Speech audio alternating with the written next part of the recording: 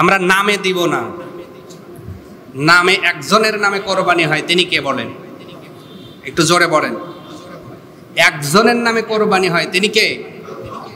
আমি 7 জনের নামে দিতে পারি না, কারণ একজনের নামেই কোরবানি হবে, তিনি কে? আল্লাহ। আপনি 7 জনের পক্ষ থেকে কোরবানি দিতে পারবেন একটা গরু অথবা উট। উটের ক্ষেত্রে আরেকটা বর্ণনা পাওয়া যায় যে 10 জন পর্যন্ত আছে, তবে মুহাদ্দিস ইকরামের আপনার রিসার্চমূলক বক্তব্য সারাংশ হলো সবচেয়ে ভালো গরু মহিষ, যদিও আমাদের এলাকায় উটটাই অ্যাভেলেবল নয়, উট হলেও সর্বোচ্চ 7 জন, একজন থেকে নিয়ে শুরু করে 7 জন পর্যন্ত, যে কয়জন হোক 7টা ওভার যেন না করে। 7 এটা হলো চূড়ান্ত সীমা, এটা যেন ওভার না হয়।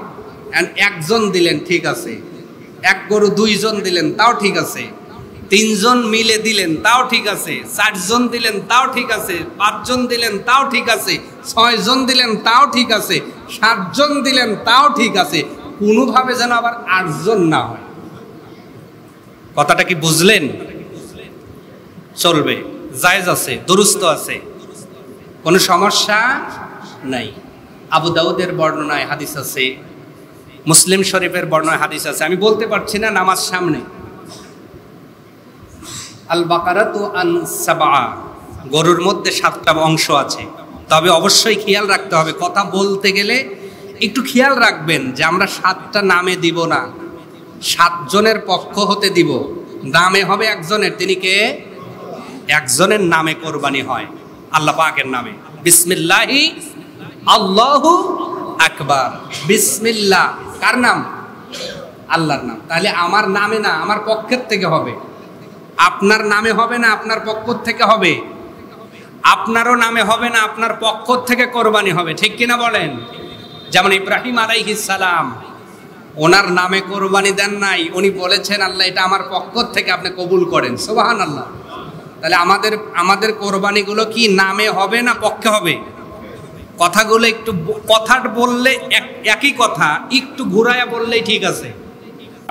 এমনও রেকর্ড আছে, ঈদের দিন ফজরের নামাজ পড়ে ঈদগাহে যাওয়ার পূর্বে মানুষকে জানাজা করে কবরস্থ করে ঈদগাহে যেতে হয়, এমন রেকর্ড আপনাদের জানা আছে না নাই? ঈদের দিনেও মারা যায়, আর এবার ঈদেও যাবে, কারণ প্রতিদিন মানুষ মারা যাচ্ছে, আবার কিছু মানুষ আল্লাহ এই দুনিয়াতে মায়ের গর্ভে থেকে পাঠাচ্ছেন। তো যাদেরকে আল্লাহ হায়াত দিবেন, সুস্থতা দিবেন, তারাই এই দিনটাকে, ঈদ মানে খুশি, ঈদ মানে ফিরে ফিরে আসা, এই ঈদুল আজহা যাকে আমরা বাংলায় কোরবানির ঈদ বলে থাকি, এই দিনটা হয়তো আমরা পালন করতে পারবো। আল্লাহ পাকের কাছে দোয়া করছি, আল্লাহ পাক আমাদেরকে সুস্থ রেখে সঠিকভাবে ঈদুল আজহা পালন করার তৌফিক আল্লাহ দান করুন। আমরা পড়ছি আল্লাহুম্মা আমিন। প্রিয় ভাইরা, আজকে খুতবায় যে আয়াতটা পড়ব সেই আয়াতটাই তেলাওয়াত করেছি। খুতবার মধ্যে যে আয়াতটা পড়া হবে, আল্লাহ পাক বলছেন, ওয়ালাকাদ বা'আসনা ফি কুল্লি উম্মাতিন রাসূলান আন ইবুদুল্লাহ। আল্লাহ পাক বলছেন, পৃথিবীর মানুষ শোনো, ওয়ালাকাদ বা'আসনা, আল্লাহ তাগিদ দিয়ে বলছেন, অবশ্যই আমি আল্লাহ প্রেরণ করেছি ফি কুল্লি উম্মাতিন রাসূলা, প্রত্যেকটা উম্মতের জন্য আমি আল্লাহ একজন করে রাসূল, বার্তাবাহক প্রেরণ করেছি, সুবহানাল্লাহ। কেন? আনি ইবুদুল্লাহ, যেন তারা সেই রাসূলকে অনুসরণ করে আল্লাহর ইবাদত করতে পারে, ওয়াজতানিবুত তাগুত, এবং তাগুতকে অস্বীকার করতে পারে, সুবহানাল্লাহ বলে। তার মানে পথ হলো 2টা, নবী রাসূল প্রেরণ করার উদ্দেশ্য এই আয়াত দ্বারা বোঝা গেল 2টা। জোরে বলেন কয়টা?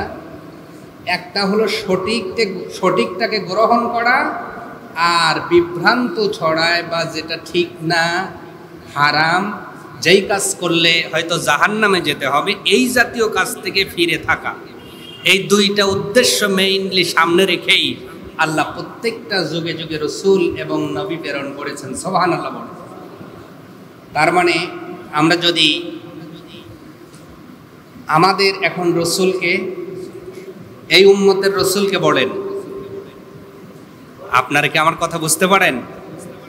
আমাদের এই সময়ের রসুলকে নবী মুহাম্মদুর রাসূলুল্লাহ সাল্লাল্লাহু আলাইহি ওয়াসাল্লাম, আল্লাহ পাক বলছেন আমি প্রত্যেকটা উম্মতের জন্য রসুল প্রেরণ করেছি, তবে আমাদের এই আখিরি সময়ের রসুল হলো নবী মুহাম্মদুর রাসূলুল্লাহ। কেন?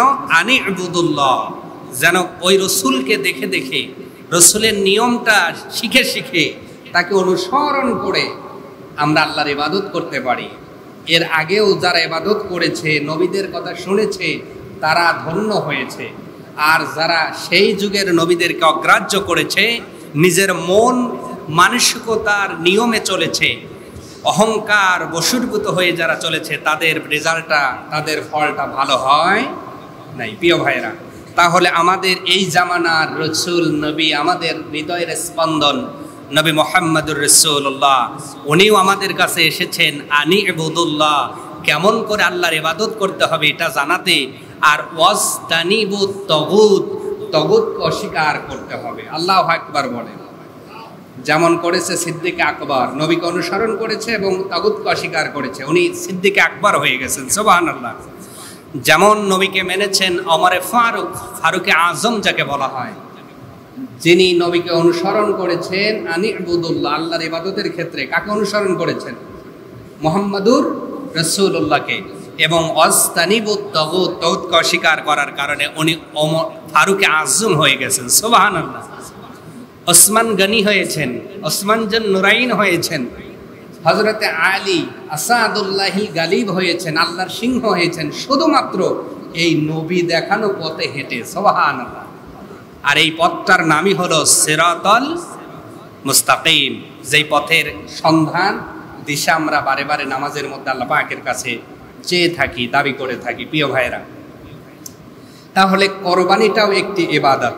কোরবানিটাও কি বলেন? আনি ইবুদুল্লাহ। কার ইবাদত? আল্লাহ পাকের ইবাদত। তাহলে এই কোরবানির ক্ষেত্রেও নবীজি যা যা বলেছেন সেইভাবেই যদি আমরা কোরবানিটা করতে পারি, তাহলেই কোরবানি কবুল হবে।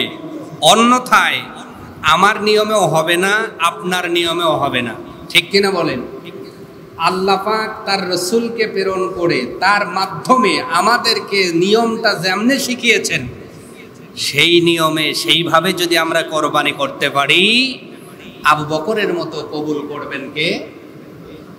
আর যদি আমি আমার মন গড়ায় দেই, আমারটা কোরবানি কবুল হবে না। প্রিয় ভাইয়ের আসুন, এই জন্য কোরবানির কিছু মাসলা মাসাইল যেটা না জানলেই নয়, যেহেতু সময় সংক্ষেপ, জুমার দিন, নামাজ সামনে, আপাতত যেগুলো মৌলিক বিষয় না জানলেই নয়, এইগুলো কিছু কথা আপনাদের সামনে আমি তুলে ধরার চেষ্টা করছি। আল্লাহ পাক যেন আমাকে বলার তৌফিক দান করেন, বলে না আমি।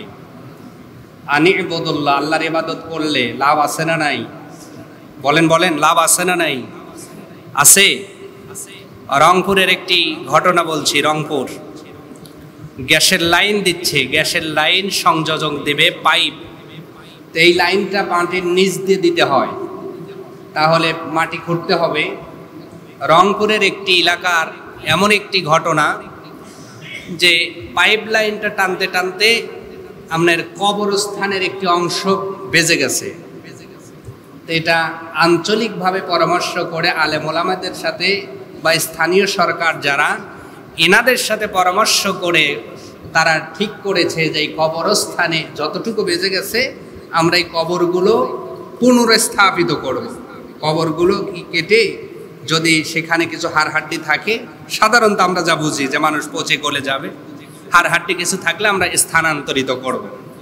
এই লক্ষ্যে গ্যাসের লাইন সংযোগ দেওয়ার লক্ষ্যে ওনারা রংপুরের সেই এলাকায় কবরস্থানের সেই কবর খুঁড়তে খুঁড়তে একটি কবর বাহির হলো, যেখানে সেই লাশটা, সেই বডিটাকে বের করা হলো, কাপড়ে এখনো পর্যন্ত মাটির একটা দাগও লাগে নাই।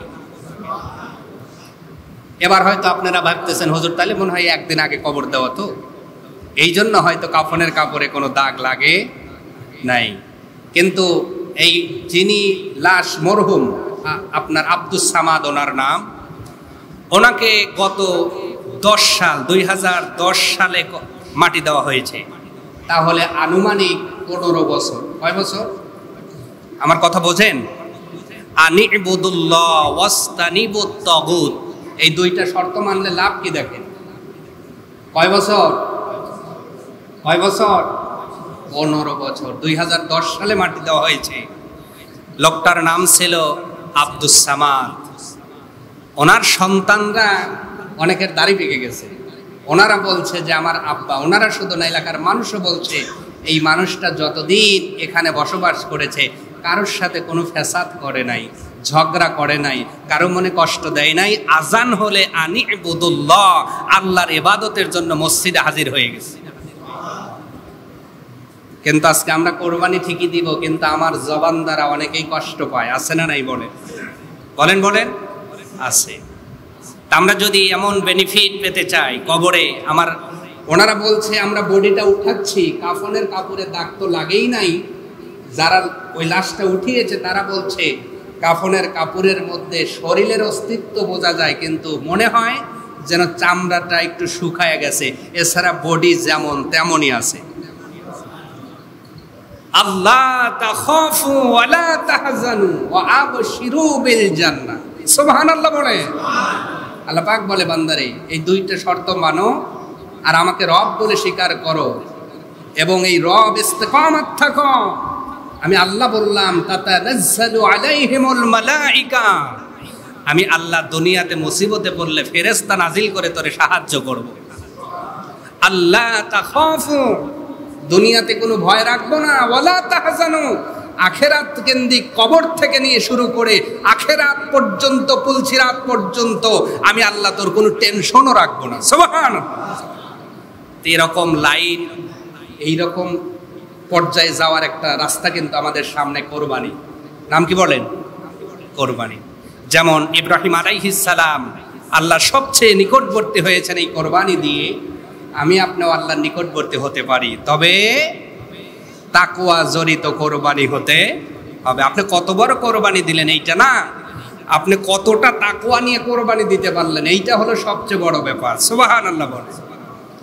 এই জন্য আসুন, ইবাদতের ক্ষেত্রে যদি রিয়া থাকে, ওই ইবাদত কি কবুল হয়? কথা বলে না। কবুল হয়? কবুল হয় না। এই জন্য মৌলিক কিছু মাসলা আপনাদের বলছি, ভালো করে শোনেন। কোরবানি কারা করবে? কোরবানি কারা করবে? কাদের উপরে কোরবানি ওয়াজিব? হুজুর আমি কি কোরবানি করব? এই প্রশ্নটা হয়তো আমাকে না করে আপনার সম্পদের হিসাবটা আপনি করেন। নেশাব বোঝেন? নেশাব ওই যে জাকাত, বুঝছেন কি বোঝেন নাই? ওই একই নিসাব, এখানে হেরফের নাই, কম বেশি নাই। যেহেতু সময় অল্প আমি শর্টে আপনাদের বোঝাচ্ছি। একই নিসাব, একই সম্পদের নিসাবের হিসাব। যদি এই পরিমাণ সম্পদ আপনার কাছে থাকে, আপনার উপরে কোরবানি কি ওয়াজিব, আপনাকে দিতে হবে, না হলে আপনি গুনাহগার হবেন। এখন এই কোরবানি দিতে গিয়ে আমরা অনেক সময় অনেক সমস্যার মুখোমুখি হই। যে সমস্যার মুখোমুখি হওয়ার কারণে আলেমের স্বর্ণপূর্ণ হতে হয়, বা মনের মধ্যে একটু খটকা লাগে। লাগে কি লাগে না বলেন? কারণ এখন তো ম্যাক্সিমাম জায়গায় ভাতের চেয়ে কচুর শাক বেশি। মানে কি, যে ওই ধানের চেয়ে ঘাস যদি বেশি বড় হয় কি দেয়? নিড়ানি দেয়। কি দেয় বলেন? নিড়ানি দেয় না? তো এখন বর্তমানে বক্তার আলে আপনার শ্রোতার চেয়ে বক্তা বেশি, যে যেমনে পারছে ফতুয়া দিচ্ছে। আছে না নাই বলে? আমরা বাংলা একটা হাদিস পড়লাম বুখারীতে, আইসা জনগণকে বলে দিলাম হুজুর কিছুই জানে না, এই দেখো বুখারীতে এইটা আছে, কিন্তু ওই হাদিসের শানে উকুদ আমি জানলাম না, কোন প্রেক্ষিতে নবী বললেন এইটা বুঝলাম না, হাদিসের ব্যাখ্যাও বুঝলাম না, আমি শুধু পড়লাম এসে বলে দিলাম। এতে কি আমাদের সমাজে এখন ফিতনা বাড়তেছে না কমতেছে? বলেন বাড়তেছে। এই জন্য আগের যুগের কথা বলছি, আগে হুজুর ছিল কম, শান্তি ছিল বেশি।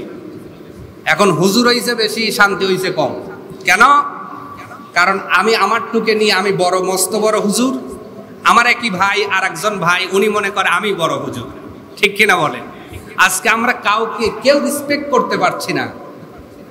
আমার মতকে আমার এক ভাই রিসপেক্ট ভাবে নিতে পারেন না, তার মতটা আমি রিসপেক্ট ভাবে নিতে পারি না। এই যে ধৈর্যর ওয়াজ আমরা করি, হিংসার ওয়াজ আমরা করি, অহংকারের ওয়াজ আমরা করি, অথচ আল্লাহ আমাকে মাফ করুন, আমাকে এর থেকে আল্লাহ হেফাজত করুন, আমি কাউকে আঘাত দেওয়ার জন্য বলছি না। আজকে বাংলাদেশের অবস্থা এই রকম হয়ে দাঁড়িয়েছে, আলেমদের জবান থেকে অহংকারমূলক কথা বাহির হয় বেশি, হিংসাত্মক কথা বাহির হয় বেশি। আমি সব জানি, কেউ জানে না, সবাই ভুল, এরকম বক্তব্য বেশি হচ্ছে, ঠিক কিনা বলে? এই জন্য আমি মনে করি আজকে যে মানুষগুলো আমাদের আদর করে মাইক্রোফোনগুলো লাগিয়ে দেয় ওয়াজের জন্য, আগামী 5 বছর এইভাবে চলতে থাকলে আগামী 5 বছর পরে এই জনগণগুলো এই মাউথপিসগুলো কেড়ে নিবে, বলবো হুজুর বুঝছি আপনি কি ওয়াজ করবেন, আপনিই ফেরেশতা, সব হলো কাফের। আজকের ওয়াজ তো এরকম হয়েছে না যে যারা ওয়াজ করে এরাই ফেরেশতা, আর যারা ফাঁকে থাকে এরা সব কাফের। আল্লাহ পাক এইরকম বক্তব্য থেকে জাতিকে ফিরে আসার তৌফিক দান করুন। আমি আপনি ছোট হই, বড় বানাবেন কে? আমি বড় হতে যাব না, আমি মানুষকে কিছু দিতে শিখব। আল্লাহ পাক আমাকে আগে এই জাতীয় বক্তৃতা দেওয়ার তৌফিক দান করুন। আমরা বলছি আমিন। প্রিয় ভাইয়েরা, আসুন তাহলে কোরবানি দিতে হবে নিসাব পরিমাণ সম্পদ থাকলে। এবার নিসাব পরিমাণ সম্পদ আপনার নাই, কি নাই? কিন্তু আপনার অত্যন্ত আকাঙ্ক্ষা, যা কোরবানির যদি সোয়াবটা আমি পাইতাম। এই জন্য কিছু কিছু মানুষ এর কি করে বলুক, রহস্য করে বলুক অথবা জেনে না জেনে বলুক, অনেকেই বলে যে তুমি একটা মোরগ ধইরা কোরবানি দাও। কি দাও? মোরগ ধইরা। আর একজন আবার বলতেছে এই তুমি তো কিছুই জানো না, মোরগ মুরগি কোরবানি হয় নাকি? হ্যাঁ, এই দিনে মোরগ মুরগি কোরবানি জবা করাই যাবে না। কথা দুইটা হইছে, কয়টা? একজন বলছে তুমি যেহেতু কোরবানি করতে পারছো না, একটা মোরগ ধরে কোরবানি দাও।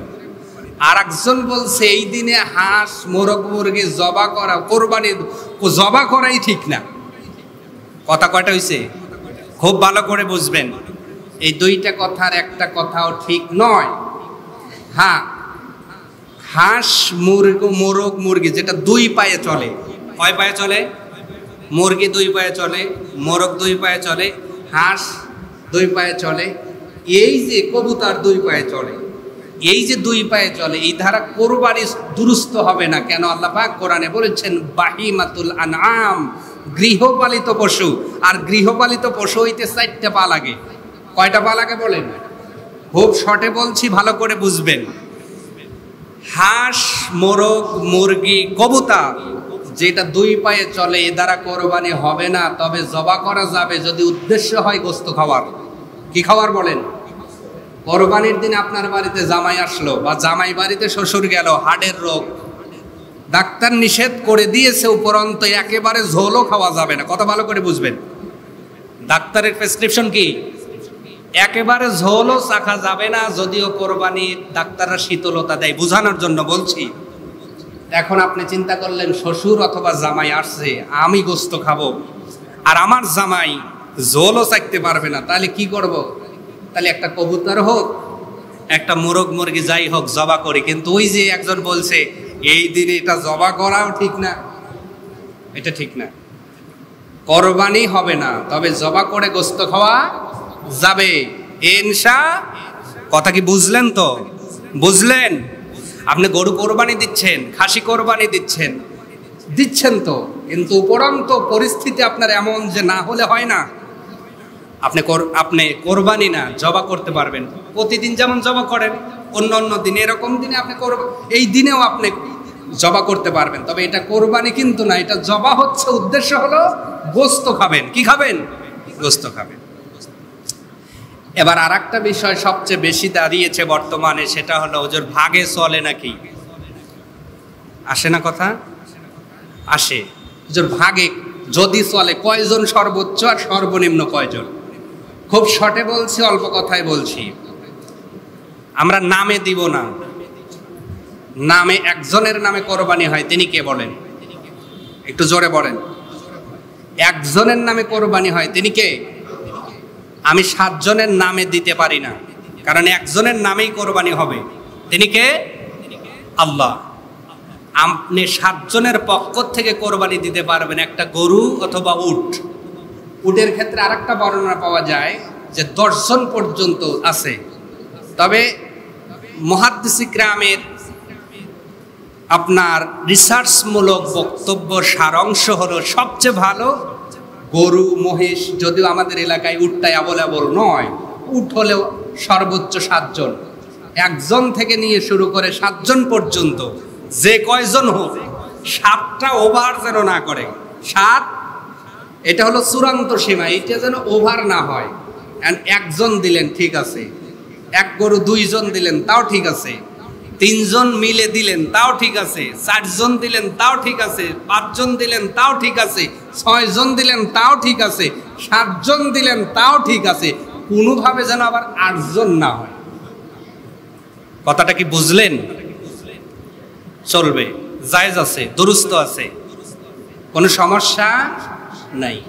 আবু দাউদের বর্ণনায় হাদিস আছে, মুসলিম শরীফের বর্ণনায় হাদিস আছে, আমি বলতে পারছি না নামাজ সামনে। আল বাকারাতু আন সাবআ, গরুর মধ্যে 7টা অংশ আছে, তবে অবশ্যই খেয়াল রাখতে হবে, কথা বলতে গেলে একটু খেয়াল রাখবেন যে আমরা 7টা নামে দিব না, 7 জনের পক্ষ হতে দিব। নামে হবে একজনের, তিনি কে? একজনের নামে কোরবানি হয়, আল্লাহ পাকের নামে। বিসমিল্লাহি আল্লাহু আকবার। বিসমিল্লাহ কার নাম? আল্লাহর নাম। তাহলে আমার নামে না, আমার পক্ষের থেকে হবে। আপনার নামে হবে না, আপনার পক্ষ থেকে হবে। আপনারও নামে হবে না, আপনার পক্ষ থেকে কোরবানি হবে, ঠিক কিনা বলেন? যেমন ইব্রাহিম আলাইহিস সালাম, ওনার নামে কোরবানি দেন নাই, উনি বলেছেন আল্লাহ এটা আমার পক্ষ থেকে আপনি কবুল করেন, সুবহানাল্লাহ। তাহলে আমাদের কোরবানিগুলো কি নামে হবে না পক্ষে হবে? কথাগুলো একটু, কথা বললে একই কথা, একটু ঘুরায়া বললেই ঠিক আছে, বুঝে যাবেন। একই কথা একটু ঘুরায় বলতে হবে। যদি আমরা বলি নামে, জানার পরে, এতদিন যারা না জেনে বলছেন, হয়তো আল্লাহ মাফ করবেন, হয়তো আল্লাহ না বোঝার কারণে মাফ করবেন, যে বুঝি নাই, না বুঝে বলেছি, না জেনে বলেছি। আজ থেকে জানার পরে কথাগুলো খুব একটু সঠিকভাবে বলবো। আমরা কি কোরবানি নামে দিব না পক্ষে দিব?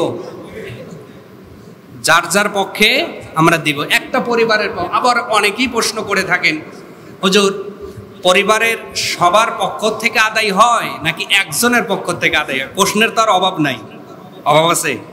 এখন বর্তমানে হুজুর দেখলে কিন্তু প্রশ্ন বাড়ে, হুজুর চিতয়ার শোবো না কায়তয়ার শোবো, টুপি লম্বা দেবো না খাটো দেবো, কথা কর না কা।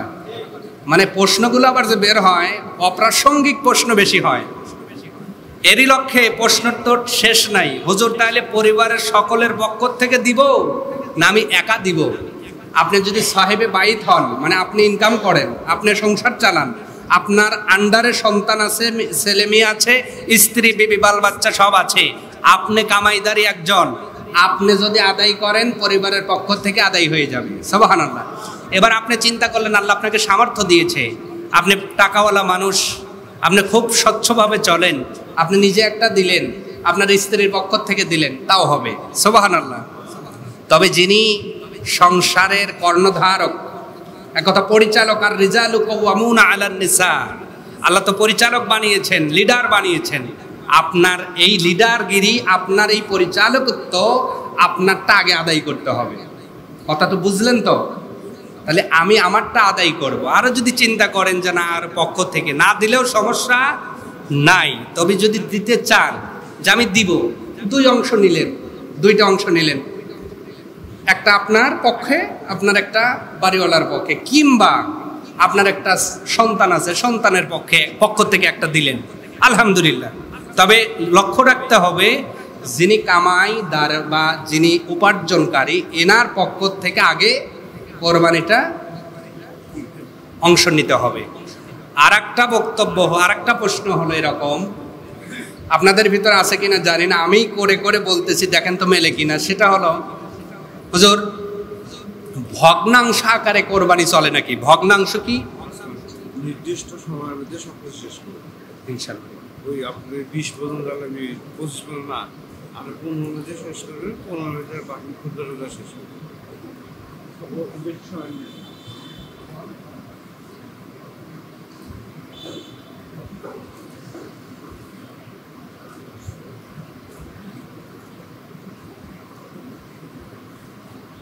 আলহামদুলিল্লাহ বলেন।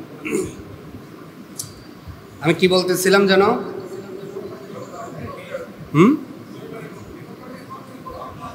ভগ্নাংশ আকারে। ভগ্নাংশ কি? হুজুর আমি এক ভাগ নেব, ঠিক আছে, আমি এক ভাগ নিলাম, এক ভাগ নিয়ে আরো দুইজনকে অ্যাড করলাম। সাপোজ ধরেন 30,000 টাকা একটা করে ভাগ আপনারা চিন্তা করছেন, চিন্তা করলেন ভাগ আমি একটা নিলাম, নিয়ে আরো ওই ভাগে আরো দুইজনকে ঢুকাইলাম, মানে আমি 10,000 আর ওই দুইজন 10,000, কত হয়েছে? এই 30,000 দিয়ে আমরা একটা নিলাম। হুজুর এখন বলেন এইটা হবে কিনা? না, এইভাবে হবে না। আপনি যদি মনে করেন যে না আমি 10,000ই দিব, আপনি 10,000 যিনি দিচ্ছেন ওনার সাথে যাবেন, ওনার কাছে যাবেন, ওনার সাথে ভাগটা নেবেন। এক ভাগ বড় নিয়ে আরো দুইজনকে অ্যাড করলেন, এটা ঠিক হবে না। কথা কি বুঝতে পারছেন? আচ্ছা, তাহলে আমরা ভগ্নাংশ আকারে ভাগ নিতে পারি না, ফুল নিব। এইভাবে ফুল বা 7 জনের পক্ষ থেকে একটা গরু, মহিষ, উট, এর মধ্যে 7টা অংশ আছে, 7 জনের পক্ষ থেকে আদায় করা যাবে।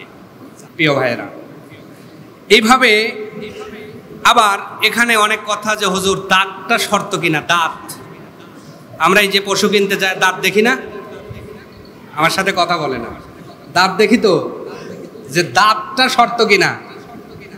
দাঁতটা শর্ত কিনা এই ক্ষেত্রে বলতে গেলে একটু কথাটা বড় হয়। এইভাবে আগের থেকে বললে আপনাদের সুবিধা হবে। সেটা হলো যারা পশুবিদ, যারা পশু নিয়ে গবেষণা করেন, এনারা গবেষণা করে দেখেছেন একটা গরুর একটা দাঁত যে পড়ে ওঠে 1 বছর, আর 2টা ওঠে 2 বছর পূর্ণ হলে, মানে একটা নিদর্শন এরকম যে এই যে 2টা দাঁত উঠলো মানে 2 বছর হয়েছে। এটাই হলো ওনাদের সার্বিক যে আপনার রিসার্চ বা ওনাদের পশুবিদরা যে আপনারা গবেষণা করে, এইটা হলো এরকম যে 2টা দাঁত মানে পাকা 2টা বছর, আর 2টা বছরই হতে হবে, কম হওয়া যাবে না। হ্যাঁ, এই ক্ষেত্রে যদি আপনার বাড়ির পাশে একটি গরু আছে, আপনি নিজেও জানেন এই গরুটা কবে জন্মেছে বাছুরটা, তাহলে আপনার আন্দাজে মনে আপনার নিয়মে গণনায় পরিপূর্ণ 2টা বছর হয়েছে, কিন্তু যে কোনো কারণে পশুটার দাঁত ওঠে নাই।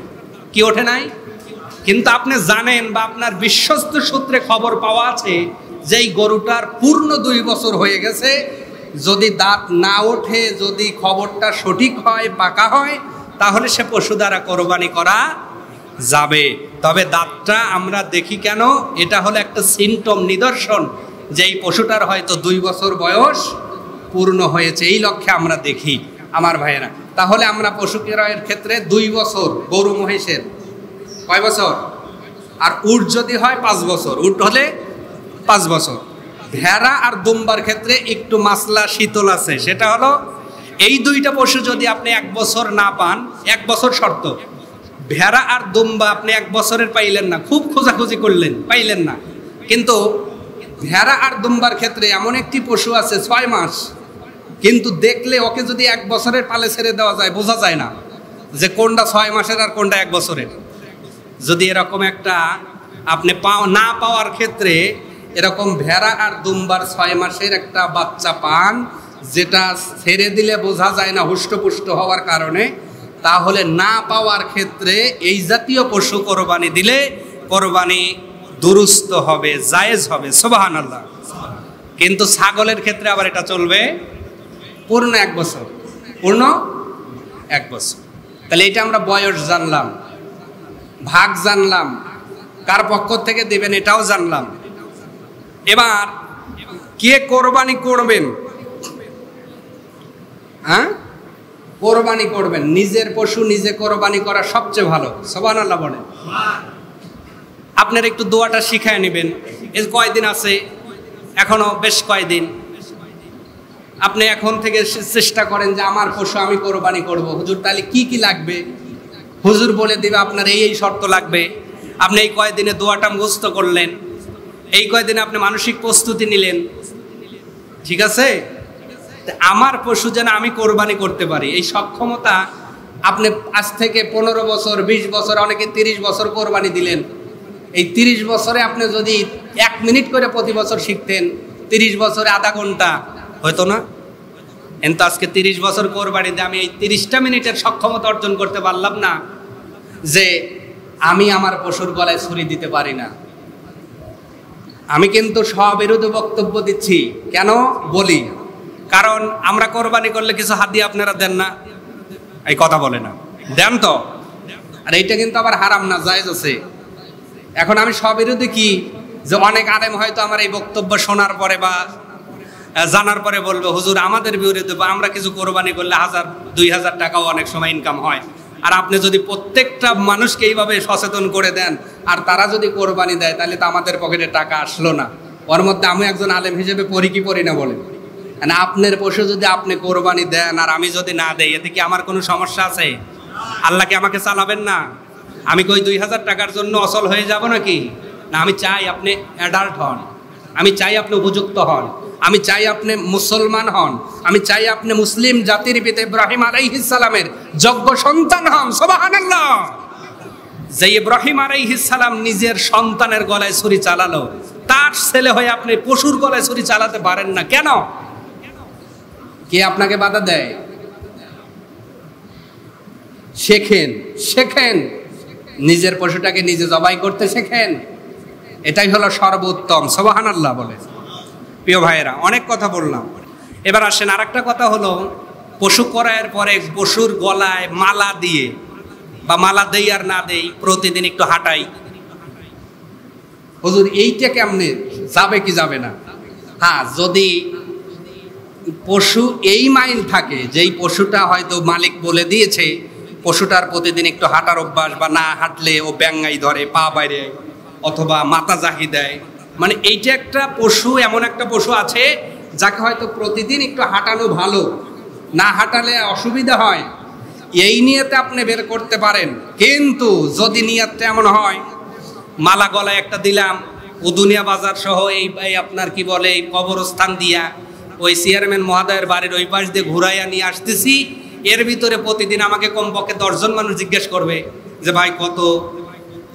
আমি তখন বলি 2.5 লাখ। কত কত? আর একজন বলতেছে 3,10,000। কথা বলার অ্যাসোসিয়েট দেখেন, তার মানে আপনার কথার মধ্যে লৌকিকতা বোঝা যায়। কি বোঝা যায় বলেন? আমার আপনার উদ্দেশ্য যদি হয় কোরবানির পশুকে গলায় মালা দিয়ে ঘোরানোর উদ্দেশ্য এটাই যে এলাকার মানুষ জানুক যে আমি 2.5 লাখ টাকার কোরবানি দিচ্ছি, এলাকার মানুষ জানুক যে আমি 3 লাখ টাকার কোরবানি দিচ্ছি, তাহলে অবশ্যই এটা ঠিক হবে না, জায়েজ হবে না। কারণ নামাজের মতো ইবাদতটাই লোক দেখানোর জন্য কবুল হয় না। সেখানে আপনি কোরবানি কেন কবুল হবে?